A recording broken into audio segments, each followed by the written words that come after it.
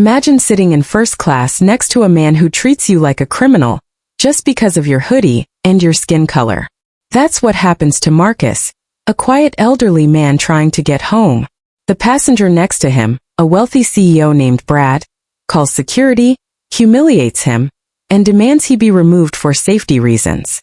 Brad thinks he has all the power, but he made one fatal mistake.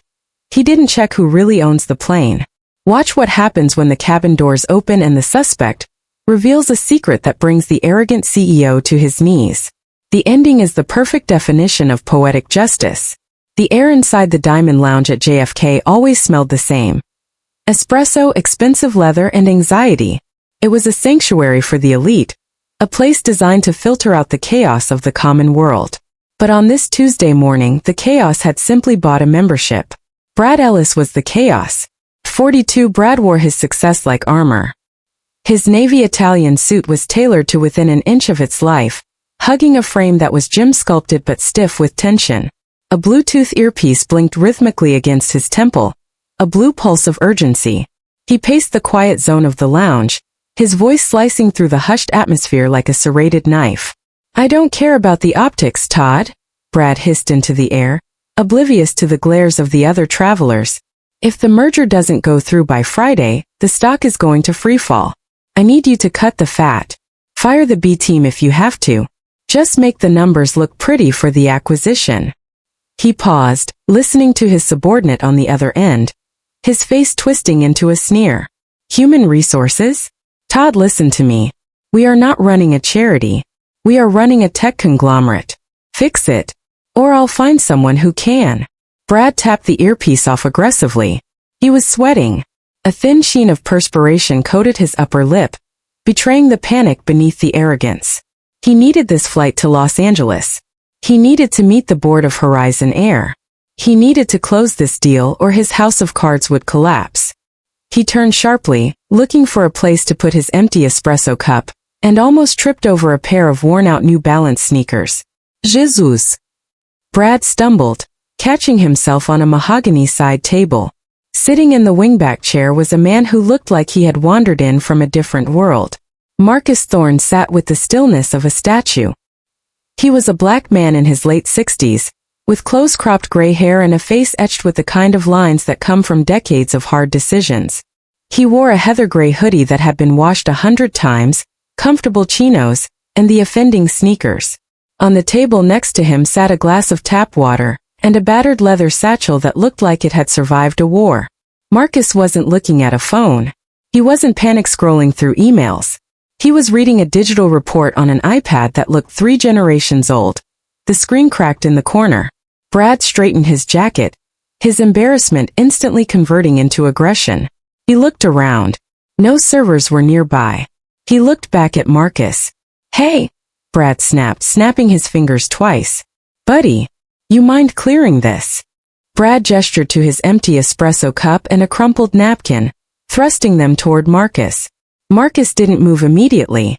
He finished the paragraph he was reading. Then he slowly lowered the tablet.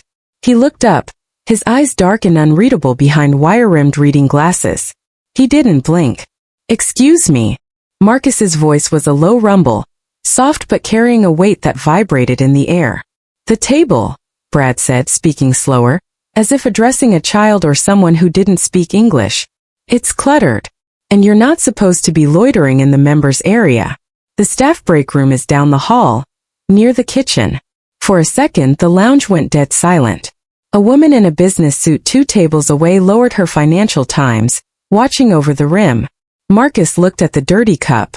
Then he looked at Brad's $5,000 suit. Then he looked at Brad's eyes. "I believe," Marcus said, his tone devoid of anger, just a dry factual observation, "that the service staff wear uniforms, young man." "I am just reading." Brad's face flushed a deep, ugly red. The rejection stung more than the mistake. "Right," Brad scoffed, a nervous laugh escaping him. "Just reading. In the Diamond Lounge. Look, I don't know who let you in, maybe a guest pass from a grandkid. But this area is for business. Serious business. I have a call to make and you're..." Brad gestured vaguely at Marcus's hoodie, at his bag, at his existence. "You're bringing down the property value." Marcus held Brad's gaze. He didn't defend himself. He didn't pull out a membership card. He didn't shout.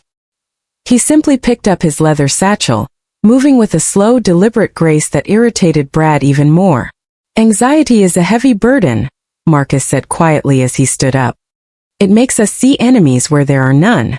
I'm not anxious, Brad spat back, his voice rising. I'm Busse. Move.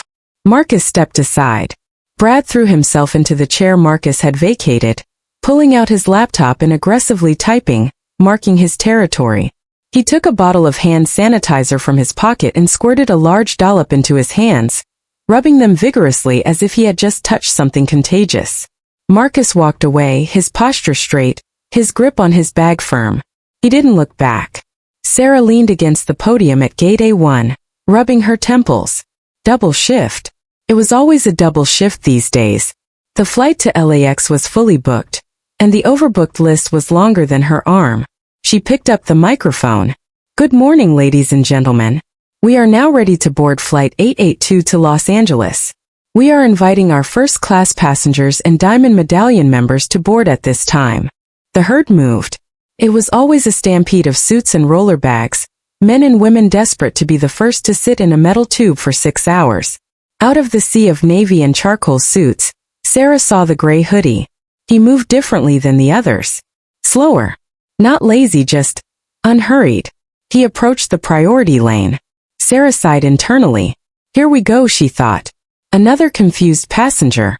She put on her customer service smile, stepping forward to intercept him. Sir, she said gently, raising a hand. I'm sorry, this is the priority lane for Group 1 only. Group 4 boarding will be called in about 20 minutes. If you could just wait in the general seating area. The man stopped. He looked tired. Not angry, just weary. I am Group 1, he said softly. Before Sarah could correct him, a loud voice boomed from behind. Oh, for God's sake, he's lost. It was the man in the navy suit, Brad. He was pushing his way forward, rolling his Toomey luggage over the feet of the people behind him. Excuse me, Brad said, forcing his way next to the man in the hoodie. He looked at Sarah, rolling his eyes. He's confused, sweetheart. Just point him to economy so the rest of us can board. I have a meeting the second we land. Brad slapped his boarding pass onto the scanner. Beep. Green light. See, Brad said, stepping forward. Efficiency. The man in the hoodie didn't argue. He didn't yell at Brad to wait his turn. He simply reached into the pocket of his chinos and pulled out a phone. He held it under the scanner. Sarah watched the screen, expecting the angry red buzz of an invalid zone. Instead, the machine let out a sound Sarah had only heard in training videos. A rich, harmonic double chime. Ding dong. The light on the scanner didn't flash green. It flashed purple. Sarah froze. She looked at her monitor. The screen was flashing a specific code. The Do Not Disrupt Boarding Priority Alpha. The name on the manifest. Thorne M. Sarah's stomach dropped. She knew the name. Everyone who worked for Horizon Air knew the name Thorne, but few had ever seen the face. The founder. The majority shareholder. The man who signed the checks but hadn't been seen at a public event in 5 years. She looked up at the man in the hoodie. Really looked at him. The way he held himself. The quiet authority. He put a finger to his lips, a subtle, almost imperceptible gesture. Don't, his eyes said. Sarah swallowed hard. She straightened her posture, her voice trembling slightly. My apologies, Mr. Thorne. Please. Right this way. She unhooked the velvet rope for him. Brad, who was already halfway down the jet bridge, stopped and turned around. His jaw dropped. What? Brad shouted up the ramp. Why is his light purple? I'm diamond status. I fly 100,000 miles a year. Why did he get a special chime? Sarah looked at Brad, her patience wearing thin. It's a system code, sir. Please keep moving. You're blocking the bridge. Marcus walked past Sarah, nodding his thanks. He stepped onto the jet bridge, his old sneakers making no sound. Brad stood there for a second, fuming. His sense of order in the universe slightly fractured. He glared at Marcus's back. System glitch, Brad muttered to himself, gripping his bag tighter. Has to be. The first-class cabin of the Boeing 777 was a marvel of modern engineering. Soft ambient lighting shifted from sunrise orange to calming blue. The seats were less like chairs and more like private pods, stitched in cream leather. Marcus found seat 1A. He placed his battered satchel in the overhead bin. It looked comically out of place next to the pristine, hard-shell designer luggage of the other passengers. He sat down, exhaling a long breath. He rubbed his left arm, a habit he had developed when his heart rate spiked. He reached into his pocket, took out a small orange pill bottle, shook one out and dry swallowed it. He needed calm. He needed to observe. Today wasn't about him. It was about seeing if the company he built still had its soul. "Excuse me." The voice was ice cold. Marcus looked up. Brad was standing in the aisle staring at seat 1B, the aisle seat directly next to Marcus. In this configuration, the two seats shared a large center console. "You're in 1A, Brad stated, as if it were an accusation. "It appears so," Marcus said, turning to look out the window. Brad groaned audibly. He slammed his luggage into the overhead bin, shoving Marcus's satchel to the side with unnecessary force. He sat down in 1B, bringing with him a cloud of expensive cologne and nervous energy. Immediately the invasion began. Brad opened his laptop. He took out 2 folders. He took out a second phone. He took out a noise-canceling headset case. He spread them out, covering not just his half of the center console, but encroaching significantly onto Marcus's side. Marcus watched as a manila folder labeled Confidential Merger Strategy slid halfway over his cup holder. Marcus reached out a hand that showed the age spots and scars of a life lived fully, and gently pushed the folder back 2 inches, just enough to clear his space. Brad reacted as if he had been stung. He snatched the folder away, clutching it to his chest. "Do not," Brad snapped, his voice loud enough for the rows behind them to hear, "touch my property." "It was in my space," Marcus said evenly. "This is intellectual property," Brad hissed.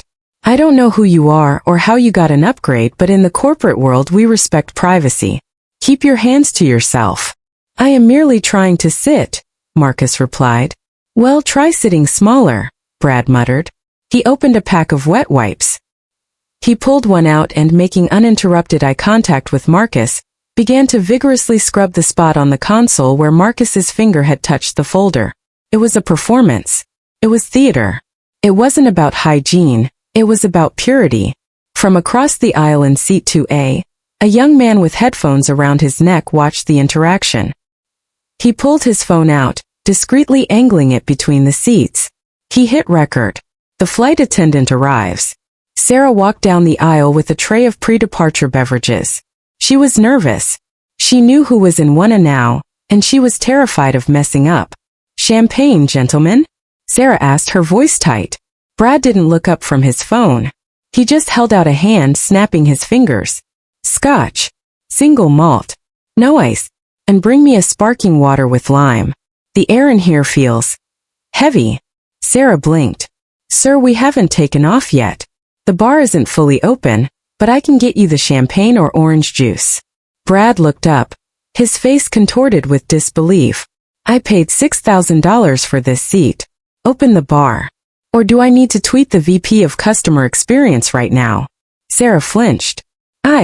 I will check what I can do, sir." She turned to Marcus. Her demeanor softened instantly. "And for you, Mr.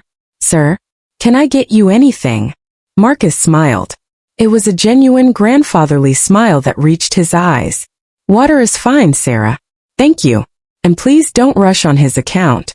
Take your time." Brad whipped his head around. "Excuse me? Are you managing the crew now? Stick to your side of the console, Grandpa." Sarah handed Marcus a bottle of water, her hands shaking slightly. Marcus took it with a nod of gratitude. "Thank you, Sarah," Marcus said, emphasizing her name. "We appreciate you." Brad let out a loud, derisive snort. He dialed a number on his phone. "Yeah, honey. I'm on," Brad said, his voice booming. "No, it's not great. The cabin is compromised." Marcus put on his reading glasses, staring straight ahead, but he was listening. "Yeah," Brad continued, eyeing Marcus up and down. "They let anyone in up here these days. The vetting process is a joke. I'm sitting next to a guy who looks like he just came from a homeless shelter. Yeah. Hoodie. Sneakers. Smells like old books and mothballs. It was a lie. Marcus smelled of unscented soap and clean cotton. I don't feel safe, honestly, Brad said, lowering his voice to a stage whisper that was meant to be heard. He's jittery. Keeps looking around. I think he might be on something. Or looking to steal something. I'm going to keep an eye on him. I have to protect the assets. Marcus felt the heat rise in his chest. It was an old fire. One he had felt in the 1970s when he tried to get a bank loan.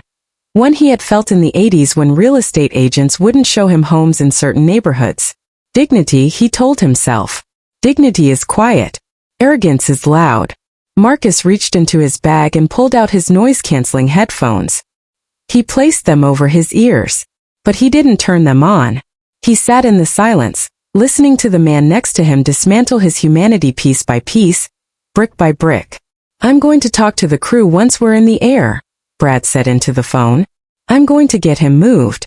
I can't focus on the merger with a threat sitting 12 inches away. The plane shuddered as the engines spooled up. The captain's voice came over the intercom. Ladies and gentlemen, welcome to Flight 882. Brad hung up the phone. He looked at Marcus, a look of pure, unfiltered disdain. Enjoy the flight, Brad whispered, a cruel smirk playing on his lips. While it lasts. Marcus closed his eyes. The trap was set. Brad Ellis had no idea that he wasn't the hunter. He was the prey. The cabin lights had been dimmed to a soft twilight purple, designed to lull passengers into sleep. But inside the first-class cabin, sleep was impossible. The air was thick with a tension that felt almost radioactive. Brad Ellis was not sleeping. He was campaigning.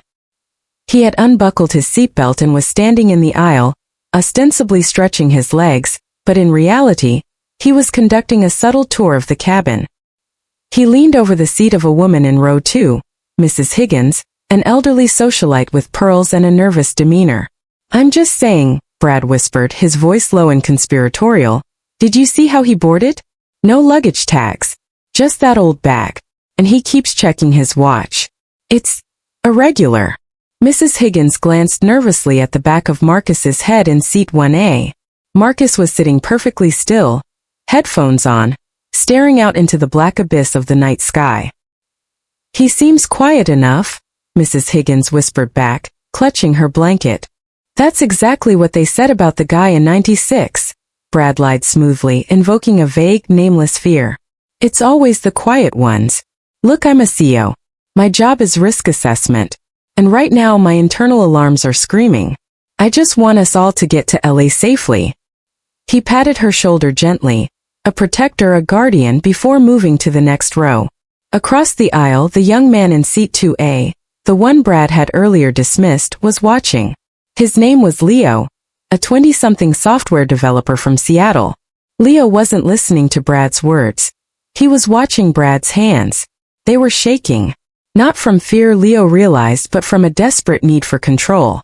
Leo paused the music on his phone and opened his notes app. He started typing a timestamp log of events. 10:42 a.m. Eastern Standard Time. Passenger in 1B is actively soliciting other passengers to isolate 1A. No provocation observed from 1A. 1A is reading a book. Back in the galley, Sarah was gripping the counter, her knuckles white. She was preparing the meal service, but her hands were trembling. He's going to file a report, Jenna, Sarah told the junior flight attendant. He knows the VP. I can't afford a mark on my record right now. Not with Mom's surgery coming up. Jenna looked sympathetic but helpless. Maybe you should just ask the guy in 1A to move? Offer him a refund? Just to keep the peace. He hasn't done anything wrong. Sarah hissed, keeping her voice down. I can't punish a passenger for existing while black. That's against everything we're trained for. Protocol says safety first, Jenna countered softly. If 1B causes a scene, that's a safety issue. Sometimes you have to sacrifice the fair choice for the safe choice. Sarah looked out at the cabin. She saw Marcus sitting there, isolated, a gray island in a sea of hostility. The incident happened somewhere over Colorado. Brad had returned to his seat, seemingly resigned to working on his laptop. He had been furiously typing for 20 minutes, manic energy radiating off him. Then he stood up to use the lavatory. When he returned 3 minutes later, the explosion happened. "Where is it?" The scream shattered the quiet cabin. 2 passengers jumped in their sleep. Brad was standing over his seat, frantically patting his pockets, lifting his laptop, shaking his blazer. "My drive. My prototype drive. It was right here on the console." He spun around, his eyes locking instantly onto Marcus. Marcus hadn't moved. He had taken off his headphones and was watching Brad with a calm, almost clinical detachment. "You," Brad snarled, pointing a trembling finger. "You took it." Marcus blinked slowly. "I beg your pardon? Don't play dumb with me," Brad shouted, his voice cracking. "The external hard drive. Silver. 2 terabytes. It contains proprietary military-grade schematics. It was sitting right next to your elbow when I went to the bathroom." "I haven't left my seat, Brad," Marcus said. His voice was steady, a rock in the storm. "Liar." Brad lunged forward, grabbing Marcus's shoulder. Snap. The sound of physical contact was electric. Marcus didn't strike back. He didn't flinch. He simply looked at Brad's hand on his gray hoodie, then looked up into Brad's eyes. The look was terrifying in its intensity. It wasn't rage. It was the cold, hard stare of a man who had survived things Brad couldn't even imagine. "Remove your hand," Marcus said. The volume was low, but the command was absolute. Brad recoiled as if he had touched a hot stove. He stepped back into the aisle, breathless. "He assaulted me," Brad yelled, looking around at the waking passengers. "Did you see that? He threatened me." Sarah came running from the galley, her face pale. "Sir. Mr. Ellis. Please step back. What is happening?" "He stole a $50 million asset," Brad screamed, spit flying from his mouth. "And now he's threatening violence. I want this plane on the ground. Now." "Sir, nobody is landing the plane," Sarah said, her voice shaking but firm. "Did you check your bag? Your pockets?" "I checked everything. He's the only one who could have taken it. Search him." The cabin was fully awake now. The air was suffocating. Every eye was on Marcus. "Sarah," Brad said, his voice dropping to a dangerous, icy tone. "If that drive leaves this plane, this airline is liable. You are liable. I will sue you personally for negligence. I will take your pension, your house, and your license. Do you understand me?" Sarah froze. The threat was specific. It was real. She looked at Marcus. She looked trapped. Marcus looked at Sarah. He saw the terror in her eyes. He saw the single mother trying to hold it together. He saw the system crushing her. He knew he could end this. He could pull out his wallet, show his founder's ID, and watch Brad crumble. But that wouldn't teach Brad anything. And it wouldn't save Sarah, not really. It would just be a display of power. Marcus wanted justice, and justice required the truth to be undeniable. "Sarah," Marcus said softly. "Yes, sir," she whispered. "If I submit to a search," Marcus said, his voice carrying clearly to the back of the cabin, "will it de-escalate this situation? Will it allow these people to get to their families on time?" "Sir, you don't have to." Sarah started, tears welling in her eyes. "I know I don't have to," Marcus interrupted gently. "But dignity is not about what you keep in your pockets. It is about what you keep in your soul." He stood up. He moved into the aisle, giving Brad a wide berth. He looked taller standing up, his posture unbowed by age. "Check the seat first," Marcus instructed. Sarah, hands trembling, patted down seat 1A. She checked the cracks. She checked the floor. "Nothing, sir." "Check my bag," Marcus said, pointing to the overhead bin. Sarah pulled down the battered leather satchel. She opened it on the empty seat. Inside there were no secrets. A hardcover copy of Meditations by Marcus Aurelius. A bag of raw almonds. A folded sweater. A spare pair of reading glasses. No hard drive. Brad was watching, his face twitching. Check the lining. He probably slit the lining. Sarah felt the lining. "It's empty, Mr. Ellis." Marcus turned to Sarah. He held his arms out to his sides, palms open. "The pockets, Sarah." "I can't." Sarah sobbed. "Do it," Marcus said. "Let him see." Sarah patted Marcus's hoodie pocket. Flat. She patted his chino pockets. Keys. A wallet. A phone. She pulled them out one by one and placed them on the console. The wallet was old leather. The phone was an older model iPhone. The keys were for a car with a simple leather fob. There was no hard drive. The silence in the cabin was deafening. It was the silence of shame.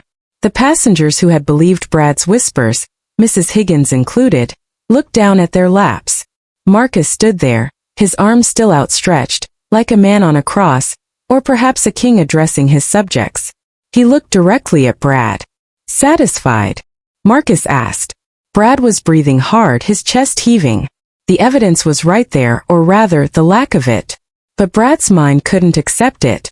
To accept it meant accepting that he was wrong, that he was the chaotic element. And men like Brad Ellis were never wrong. He handed it off, Brad stammered, his eyes darting around the cabin. What? Sarah asked, disbelief coloring her tone. He has an accomplice, Brad shouted, pointing a finger at the only other young male in the cabin, Leo in 2A. That kid. I saw them nodding at each other earlier. He passed it to the kid when I was in the bathroom. Leo lowered his phone. He didn't look scared. He looked disgusted. I haven't moved since takeoff, man, Leo said, his voice flat. And I have the video to prove it. You're all in on it, Brad yelled. He was unraveling now. The corporate veneer had cracked, revealing the paranoid, frightened child beneath. This is a coordinated corporate espionage hit. I want the police meeting this plane. I want everyone detained. The rest of the flight was a funeral procession. Brad sat in his seat, furiously typing on his phone, likely drafting lawsuits or contacting his legal team. He refused to look at Marcus. He refused to look at Sarah. He drank 3 scotches in rapid succession. Marcus returned to his seat. He put his wallet and keys back. He picked up his book. He didn't read, though. He stared at the page, his heart hammering against his ribs. The humiliation was a physical weight. Even though he had won the moral victory, the act of being searched, of having to prove his innocence, left a metallic taste in his mouth. He took another sip of water, his hand shaking slightly. Stay the course, he told himself. The lesson isn't finished. Ladies and gentlemen, the captain's voice crackled, sounding tense. We are beginning our initial descent into Los Angeles. Flight attendants, please prepare the cabin for arrival. We have been informed that local authorities will be meeting the aircraft at the gate. We ask that everyone remain seated with seatbelts fastened until told otherwise. A ripple of murmurs went through the plane. Brad smirked. It was a grim, ugly expression. He leaned across the console, invading Marcus's space one last time. You hear that, Grandpa? Brad whispered, the scotch on his breath pungent. That's for you. You think you embarrassed me? You think a little I'm innocent act works in the real world? Real world runs on power. And I have the power to bury you in litigation for the next 10 years. I'm going to ruin your life just for the inconvenience you caused me today. Marcus finally turned to look at him. He took off his glasses. He folded them slowly. You equate money with power, Brad, Marcus said softly. It's a common mistake. Money is just fuel. Power is the engine. And you have no idea who is driving this car.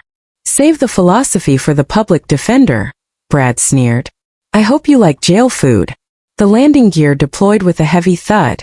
The plane banked left, the lights of Los Angeles sprawling out like a circuit board below them. Brad Ellis tightened his tie, preparing for his victory lap. Marcus Thorne closed his eyes and visualized the boardroom. The pressure cooker was about to explode. The plane taxied to gate 42. Usually the seatbelt sign would ding off, and everyone would jump up. Today nobody moved. The captain's voice stopped them. Folks, please remain seated. We have Port Authority police boarding the aircraft. The cabin door opened. The cool night air rushed in. 2 officers entered. They looked serious. Hands near their belts, eyes scanning the manifest. Brad stood up immediately despite the seatbelt sign. He waved his hand like he was hailing a taxi. Officers, over here. Brad called out. I'm the complainant. Brad Ellis, CEO of Tech One. That man in 1A. He pointed a finger that felt like a weapon. He is in possession of stolen property and threatened a flight crew member. The lead officer, a burly sergeant named Miller, walked down the aisle. He didn't look at Brad. He walked past Brad. He stopped at row 1. He looked at Marcus. Marcus looked back, calm and steady. "Mr. Thorne?" Officer Miller asked. "Yes, officer," Marcus replied. Brad let out a short, triumphant laugh. "Got him. Cuff him, officer. And check the kid in 202. Officer Miller turned slowly to face Brad. His expression was not one of subservience. It was one of annoyance. "Sir, sit down," Miller said. "I am the victim." Brad sputtered. "Why aren't you arresting him?" "We're not here to arrest him," Miller said, looking back at his clipboard. "We're here because we received a call from the control tower. A priority alert regarding a VVIP passenger being harassed." Brad blinked. "Harassed?" "Yes, I was harassed." The report came from the cockpit, Mr. Ellis," Miller interrupted, his voice hardening. "Against you." Brad's mouth opened but no sound came out. The world tilted slightly on its axis. Then movement at the cabin door. A woman stepped onto the plane. She wasn't police. She was wearing a sharp cream power suit, and she radiated an authority that made the police officer step aside. It was Julia Vance, the current CEO of Horizon Air. She didn't look at the police. She didn't look at the passengers. She walked straight to seat 1A. Brad recognized her. He had seen her photo in Forbes. He had been rehearsing his pitch to her for weeks. "Julia!" Brad gasped, a smile breaking onto his face. "Oh, thank God. Julia, I'm so sorry you had to come down here, but your staff has been incompetent. I'm Brad Ellis. Tech One. We have the meeting tomorrow? I can explain all this." He stepped forward, hand extended. Julia walked right past him. She didn't even break stride. She stopped in front of Marcus. She bowed her head slightly, a gesture of deep, genuine respect. "Chairman," Julia said, her voice clear in the silent cabin, "I received your message from the air. Are you all right?"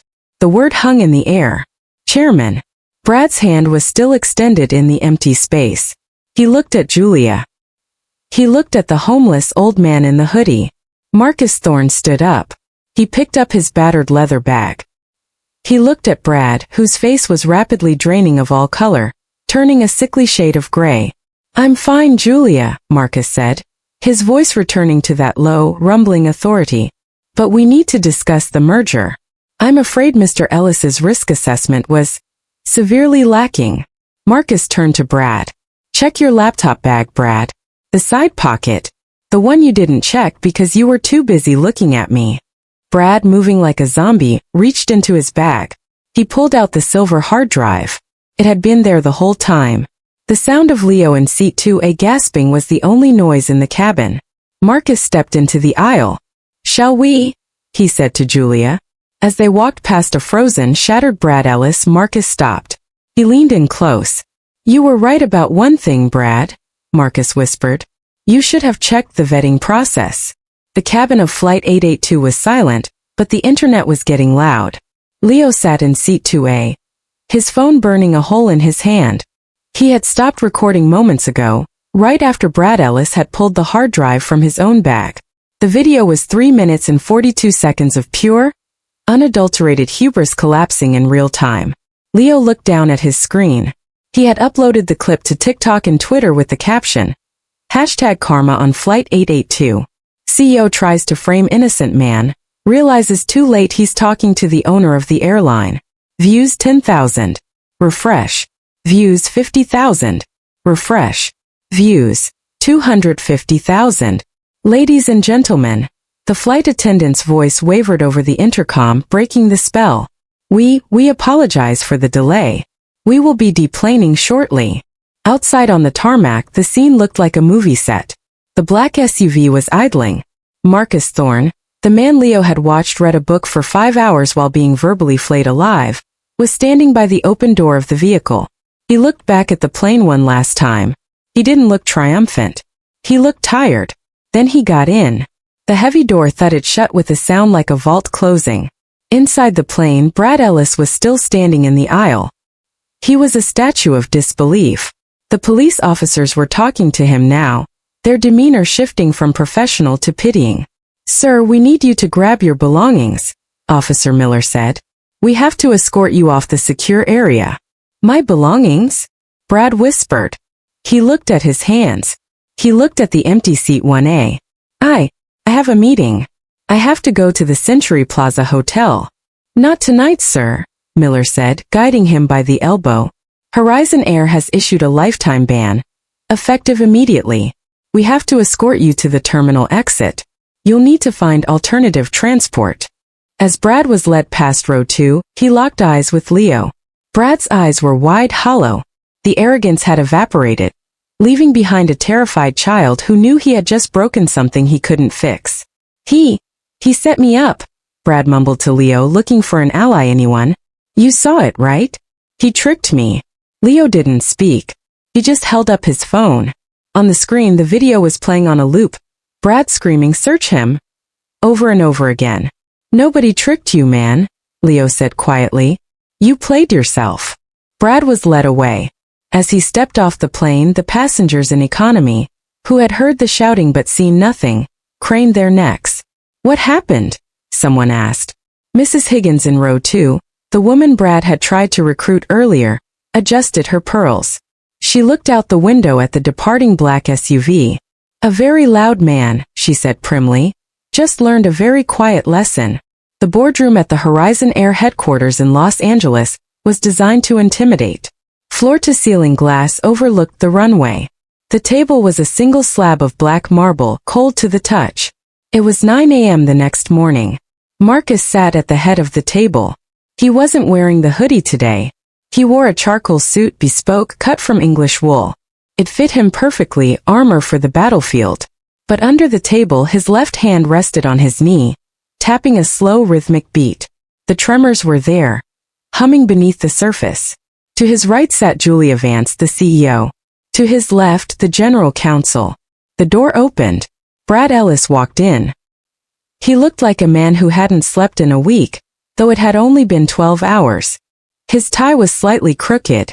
His eyes were bloodshot. He carried a briefcase, but he held it like a shield. He stopped at the end of the long table. He looked at Julia, then he looked at Marcus. The recognition hit him again, a fresh wave of nausea. "Mr. Thorne," Brad began, his voice cracking. He cleared his throat. "Chairman, I want to start by offering my deepest, most sincere apologies for the misunderstanding yesterday. The stress of the merger, the altitude. I was not myself." Marcus didn't speak. He picked up a remote control and pointed it at the wall screen. The screen flickered to life. It wasn't a spreadsheet. It wasn't a stock chart. It was the video from the plane. Audio. "You don't fit the profile. He's on drugs. Search him." Brad flinched. "Sir, please. That video. It's out of context." Marcus paused the video on a close-up of Brad's face, twisted in rage. "Context," Marcus repeated, tasting the word. "The context, Brad, is that you believed you were in a space where your power was absolute. You believed that because I sat quietly, because I wore inexpensive clothes, I was a subject to be ruled. I was protecting the flight." Brad argued, a flash of his old defiance returning. "I thought you were a security risk." "No," Marcus said softly. "You thought I was a contamination." Marcus slid a folder across the black marble. It slid all the way down the long table, coming to a stop perfectly in front of Brad. "Open it." Brad opened the folder. Inside was a single sheet of paper. "This is the merger agreement between TechOne and Horizon Air," Brad said, confused. Are we signing?" "Read the highlighted clause," Julia Vance said, her voice sharp. Brad read aloud. Clause 14b. The moral turpitude and reputational risk provision. Horizon Air reserves the right to terminate negotiations if key leadership of the partner entity engages in conduct that brings public disrepute or violates core company values. Brad looked up. Public disrepute? It was one flight. It's just a Twitter video. It'll blow over in 24 hours. Marcus leaned forward. "Brad, look at your stock price." Brad pulled out his phone. He swiped to his finance app. His face went gray. TechOne? DK $42.15, minus 18.4%. The video has 3 million views, Marcus said. But that's not why the stock is dropping. It's dropping because I called your board of directors an hour ago. Brad dropped his phone on the table. Clatter. You called my board? I told them that I cannot entrust my passengers' data to a CEO who exhibits such profound paranoia and lack of judgment, Marcus said. I told them the merger is dead as long as you are at the helm. And I told them why. Marcus stood up. He walked slowly to the window, looking out at the planes taking off, silver birds rising into the smoggy yellow sky. You equate leadership with dominance, Brad. You think being a CEO means barking orders and demanding submission. But true leadership is stewardship. It is protecting those who cannot protect themselves. Marcus turned back. I didn't kill this deal because you insulted me. I've been insulted by better men than you. I killed this deal because you are incompetent. You let your bias blind you to reality. And in our business, a blind pilot crashes the plane. Brad stood there, stripped of his narrative. He wasn't the victim. He wasn't the hero. He was just a liability. Please, Brad whispered. This company is my life. Then you should have treated it with more respect, Marcus said. Julia, show him out. Sarah sat in the break room at LAX, staring at her coffee. Her phone had been blowing up all morning. Friends, family, other flight attendants sending her the link. Is that you in the video? You look so scared. Did you really search the owner? She felt sick. She knew the protocol. She knew she technically followed orders. But the image of Marcus Thorne, the legend, the chairman, standing there with his arms out while she patted him down, it haunted her. Sarah. She jumped. A supervisor was at the door. The chairman wants to see you. In the VIP suite. Sarah stood up, her legs feeling like lead. This is it, she thought. I'm fired. She walked to the suite. The door was open. Marcus Thorne was sitting on a sofa, back in his gray hoodie. The suit jacket was draped over a chair. He looked less like a titan of industry and more like a tired grandfather. Mr. Thorne, Sarah said, her voice trembling. I am so sorry. I didn't know. If I had known. If you had known, Marcus interrupted gently, you would have treated me differently. And that would have been wrong. Sarah blinked. Sir. Marcus patted the spot on the sofa next to him. Sit down, Sarah. She sat, perching on the edge of the cushion. You were in an impossible position, Marcus said. A diamond passenger threatening your job on one side, a quiet passenger on the other. Protocol dictating you investigate a security threat. You didn't escalate. You didn't panic. You asked me for permission. You treated me with respect, even while you were searching me. Marcus reached into his bag, the battered leather one, and pulled out a small envelope. Brad Ellis wanted to use his power to take your livelihood away. He wanted to make you small so he could feel big. He handed her the envelope. I cannot erase the humiliation of yesterday, but I can ensure you never have to fear a man like him again. Sarah opened the envelope. It was a letter. Subject: Promotion to Director of In-Flight Guest Experience. Notes: Full tuition reimbursement for nursing school. Approved. Sarah covered her mouth. She started to cry. Not the polite, stifled tears of the cabin, but real shaking sobs. You mentioned your mother's surgery to Jenna in the galley, Marcus said softly. I have good hearing. The medical benefits for directors are significantly better. Why? Sarah managed to choke out. I searched you. I humiliated you. You did your job, Marcus said, standing up. You protected the plane. Now I'm doing my job. Protecting my people. The parking garage was cool and dark. Marcus walked to his car. It wasn't the black SUV the company provided.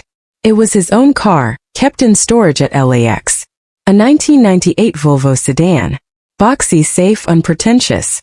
He threw his bag into the passenger seat. He sat behind the wheel and didn't start the engine immediately. The silence of the car wrapped around him like a blanket. He looked at his hands. They were shaking again. The adrenaline of the boardroom confrontation had worn off, leaving behind the fatigue. It took so much energy to be strong. It took so much energy to be the bigger person, to teach the lesson, To maintain dignity when everything inside you wanted to scream. He thought about Brad. He thought about the millions of Brads out there. Men who thought the world belonged to them by birthright. Men who saw difference as a threat. He hadn't fixed the world today. He knew that. Brad would probably get another job eventually. The video would fade. The internet would find a new villain tomorrow. But he had drawn a line. He had protected Sarah. He had protected his company's soul. Marcus reached for the ignition but stopped. He looked in the rearview mirror. He saw an old man. Gray hair. Tired eyes. But then he smiled. A small private smile. He reached into his hoodie pocket and pulled out the object he had kept there all along. The object Brad was so convinced didn't exist. It wasn't a hard drive. It was a small silver lapel pin. The Horizon Air Wings. He pinned it to his hoodie. Dignity, Marcus whispered to the empty car, is quiet. He turned the key. The engine hummed to life, reliable and steady. Marcus Thorne pulled out of the garage, merging into the LA traffic. Just another gray car in a river of steel. Just another passenger on the journey home.